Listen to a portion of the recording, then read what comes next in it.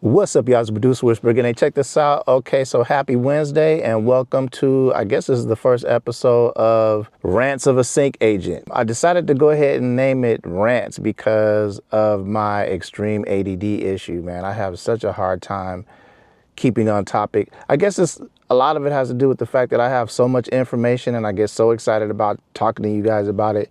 And a lot of my online journey has been through live streams. And so like I spend a lot of time just sitting on live streams talking, sometimes 3 hours at a time.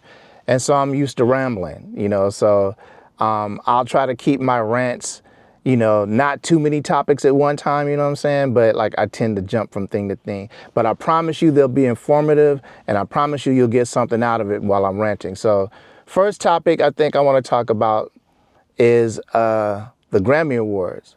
So as you guys may or may not know, my name is George Matthews. I am the Producer Whisperer. I am founder and CEO of Smash Coast Music, which is a sync agency / sync licensing company based out of Los Angeles, California here.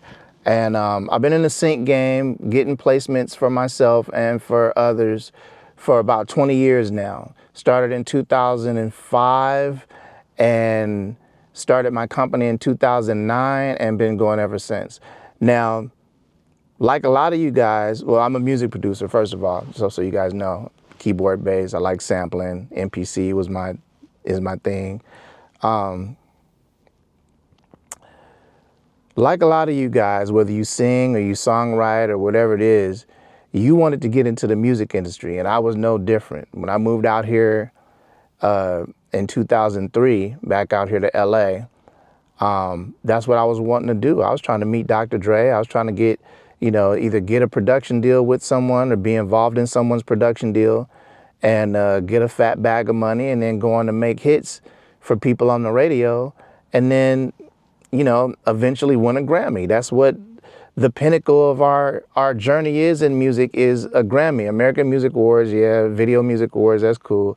But we want the Grammy Awards. The Grammy Award is our gold medal. That's the pinnacle of what we do. And so for the majority of my journey, that's what I wanted. Kind of until I found sync. Well, there was a couple of things that happened. I'm fortunate that I know a few people that are in the music industry. Some of them have Grammys. Hold on, you guys. My phone is actually ringing. Okay, excuse me. Hey, this is gonna be organic. I'm not gonna edit that out. Yeah, we wanted to get into the music industry. I want to get into the music industry. So I know a lot of people in the music industry, so I had access to it. I met a lot of executives. I've gone to all the labels. I had meetings with people and stuff like that. I've had a lot of run-ins and experience with the actual music industry without being signed to it, And I'll have to admit, man, there's a lot of things that I've seen that made me become disillusioned with it.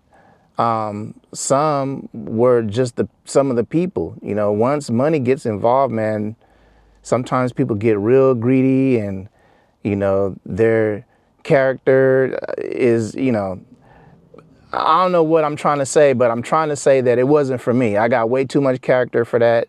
I'm not the one to get cheated out of money, so I wouldn't have taken that well once I found out that my manager or agent or somebody was cheating me later on.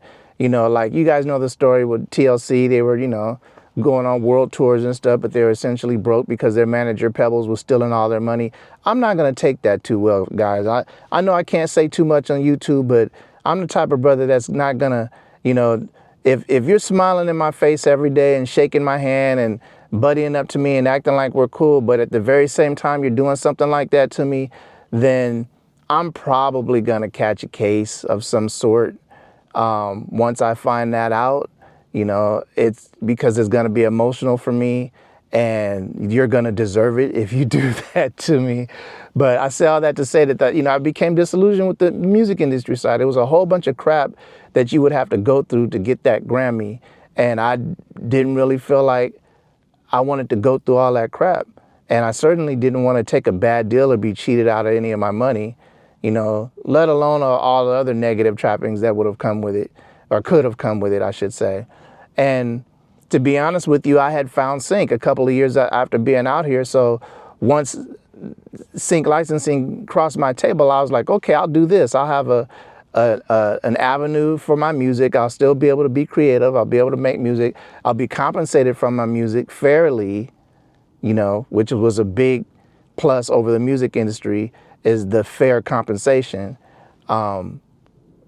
Yeah, so I really wasn't interested in the music industry anymore. Now, keep in mind, over the years, I would watch the Grammys and keep up with my favorite artists and so on and so forth. But the whole idea of me being in the music industry and doing all that and winning a Grammy, I kind of became disillusioned with it. And then eventually we had platforms like DistroKid come along, where you could be an indie artist and release your own music and, you know, build up your own platform, you know, client, artist, you know, fan base and that kind of thing. And I just wasn't tripping on it anymore. But let me tell you, the last couple of years watching the Grammys, right, you know, they had this guy, Harvey Mason Jr., take the Grammys over. And everybody was saying that this guy has a reputation for, you know, wanting high quality performances and, you know, putting on a good show, good production. And judging by the last 2 Grammys, I think that they're on the right track. So much so to where not only do I want to go see a Grammy performance, but it's kind of sparked my, I don't know, my hunger to actually get a Grammy, to win one with an artist. You know, that's a cool thing about being an artist or a music producer these days, is that you don't age out of it. It just depends on what kind of music you're making. But yeah, man, because I've produced sync, you know, for sync for so many years, I'm pretty versatile now when it comes to creating music. And so, you know, I got this artist, Taquan Black. He's a dope rap artist. I think I might try to go ahead and do something for real. I got this new artist, Riza Santos. Be on the lookout for her. She's a powerhouse. You know, we're definitely gonna be doing some big things. And, you know, with these artists, I always kind of felt like, okay, you know, if we go hard, we're gonna do it on the indie side, have all the control and this and that. But I think the idea now is to go ahead and do that, build up a fan base, you know, whatever level of popularity that we can build on our own, and then go sit down with a label, you know, talk about a distribution deal or something like that, not a 360, you know, but do enough work on our own on the outside to where when we go sit down with a label, we have leverage and we're talking business and not, you know, hey, can you save us and give us a record deal and that kind of thing. When I'm not worried about that. I'm still not, you know, gonna rock with the music industry on that level, just trying to get a record deal or just whatever they can give me. I don't got to do that. And fortunately, you know, we get royalties from sync licensing. And that's kind of something else that I wanted to talk about on the video too, is royalties. So we'll get to that in a second. But so yeah, you know, I told you I would rant, you guys, so just bear with me.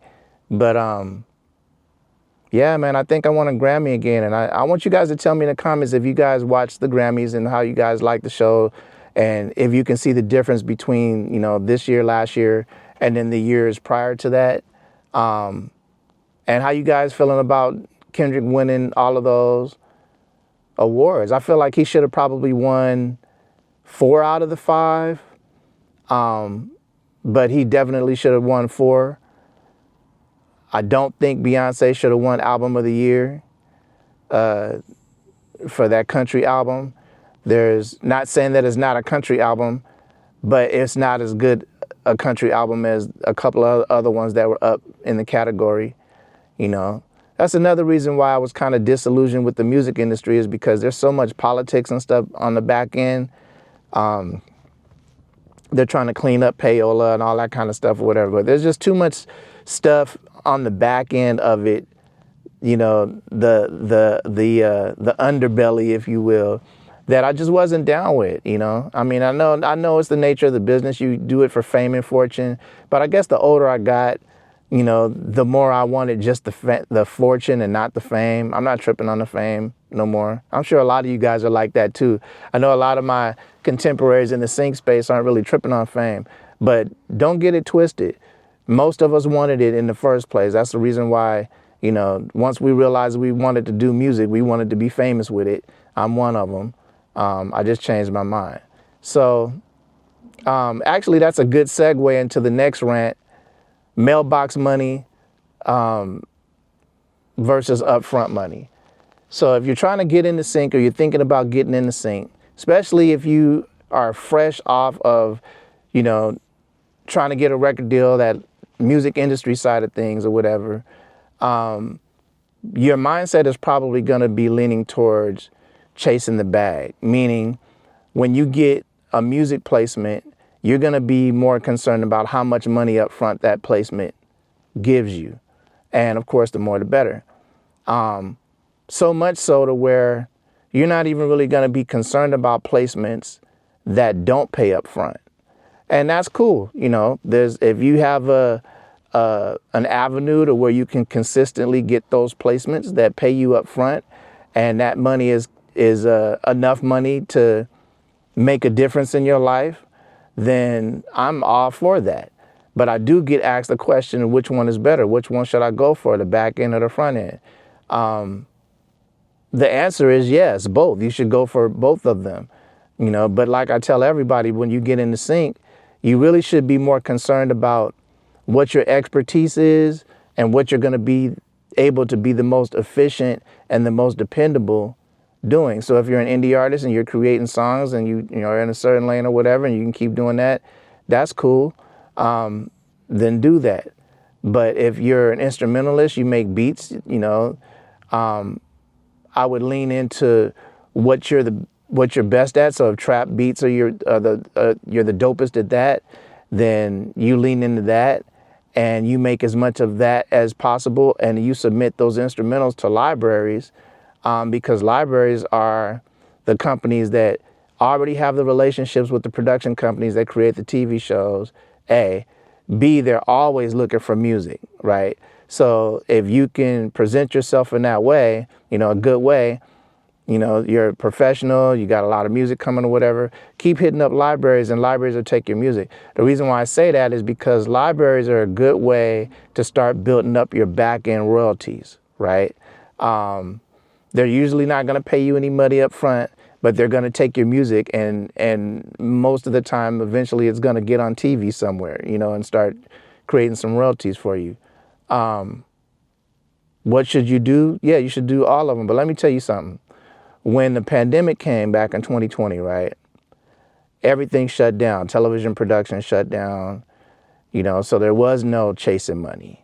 There was no music supervisors or no sync agents or nobody to reach out to, because everybody was, stocking up on toilet paper and panicking at the time. But because I had been in sync for some years prior to that, it didn't really affect me financially because I have royalties. I have residual income. Same thing when, we had 2 recent writer strikes in Hollywood, where Hollywood shut down. There was no television production. So again, no music supervisors to talk to. There was no upfront money to get from anywhere because everything was shut down. And again, during these time periods, I didn't suffer much because I have residual income. Whatever money stopped coming in from upfront placements, it was okay because I still have the residual income. Now, if I'm just gonna give you, I tell you can do what you want, right? That's just me being, being cool with y'all. But if I'm gonna really give you some advice, I'm gonna tell you to aim for those back end royalties. Residual income is retirement money. It's that 401k money. It's that money that once you get enough music into the system, you will eventually get to a place where if you don't want to, you don't got to make any more music. Say like you make 1,000 pieces of music and you manage to get the majority of that music off and signed off in the libraries or whatever. You could do something else if you wanted to at that point. Eventually that music is probably not going to be enough money to just like pay all your rent and bills and stuff like that. But you're going to be monetizing your music and getting income off of stuff that you did one time. You make one beat, turn it in, it's going to have a life. Do you know that when when I tell you I kept getting royalties during those time periods, right, during the pandemic and during those writer strikes. When I look at my cue sheets, and for you guys that don't know, a cue sheet is a sheet that's generated by the television production company that just basically shows all of the music that was in the show, and then it lists all of the people that made that music, right? So I'm looking at the cue sheets for those time periods, and a lot of those placements that I got were from beats that I made 5, 6, 7 years prior. And that's the cool thing about sync, is that, you know, you'll be sending music to a particular show, but the music is good. So if it's good enough for that show, it's usually good for a lot of other shows. So music soups or production companies, they will often use that music for other shows. I get placements for music that was turned in to shows that don't even exist anymore, shows that aren't even on TV.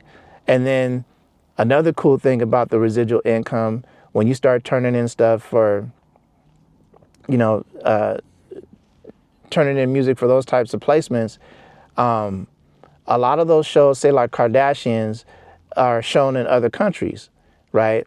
And so they'll just overdub the dialogue into whatever language that that is, you know, of the country that is played in, but the music doesn't get changed, right? So if that country has a PRO and your music gets shipped over there, you still get residuals. So how it'll go is, like, I'll get a publisher's check because Smash Coast is a publisher. So the company gets a publisher's check one quarter, 1 month.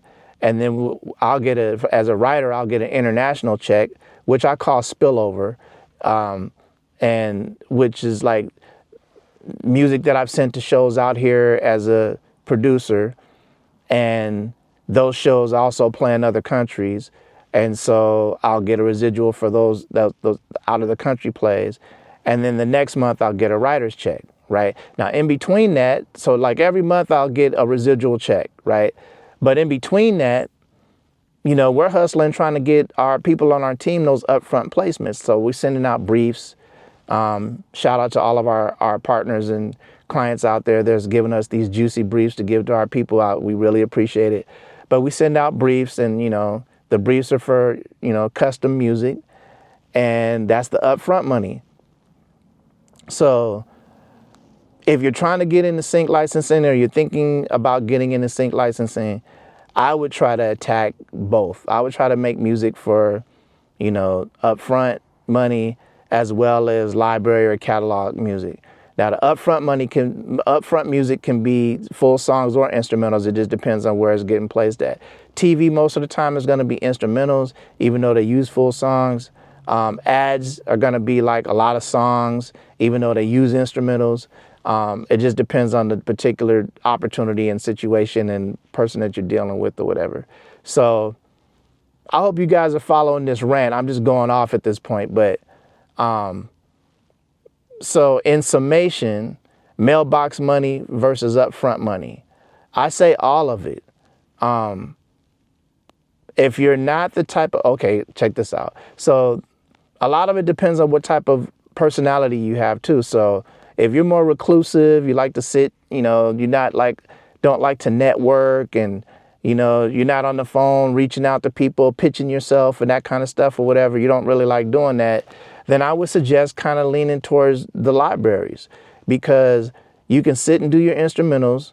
You're not really dealing with recording artists on your music, so you don't have to deal with them. Even though I love working with recording artists, sometimes they could be a headache, or undependable, which is even more often, more so.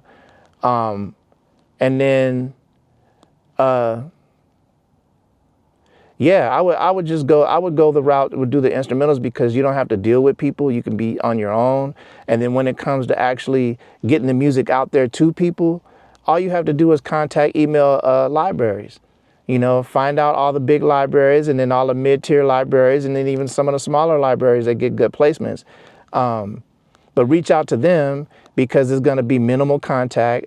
Once you turn the music into them, they accept it. They bring it into their system. You don't really have to deal with them anymore, other than to, like, you know, I would hit them every 4 to 6 weeks and send them some more music. because if they accepted that music, they'll accept more. And the whole idea is for you to get as much in the system as you can. But you know, if you're not the networking type, you don't like to be in the emails all the time or talking to people, you just want to sit and make your beats and this and that, then yeah, aim for those royalties and get your music in as many libraries as possible. But if you got a little game, a little hustle, you don't mind hitting those emails and pitching your music and talking to people, networking, you know, collaborating, that type of thing, then yeah, go get you some recording artists. Start making songs for, just aim for Billboard Top 100, you know, pop, hip hop, R&B, whatever is charting is usually good stuff, right? And then if you want to aim, you really want to aim for some good upfront money. Here's one for you: holiday music. You can do original holiday music or public, dang, almost hit me, or public domain. Hold on, let me back up so this person can fit in here.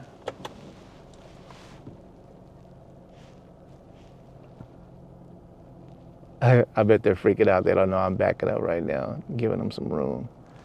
Okay, so yeah, holiday music, original music or public domain music,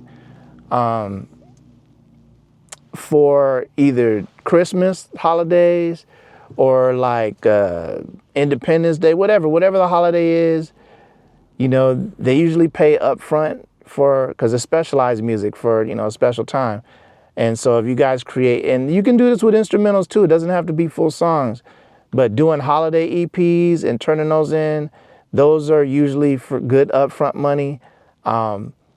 It's a really good way for potential clients to see that you have a good grasp, a good understanding of what sync licensing is.